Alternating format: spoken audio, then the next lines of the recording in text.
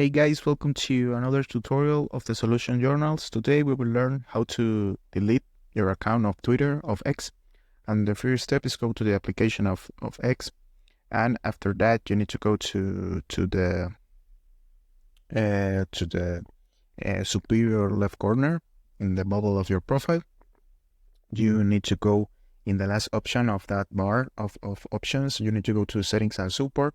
And in the right side of the option of settings and support, you pick in the arrow in the button, and after that you got two options: settings and privacy and help center. So you need to go to the settings and privacy, and after that you need to go to the option of your account, the first option of in settings, and after that you need to pick in the last option where it said deactivated your account.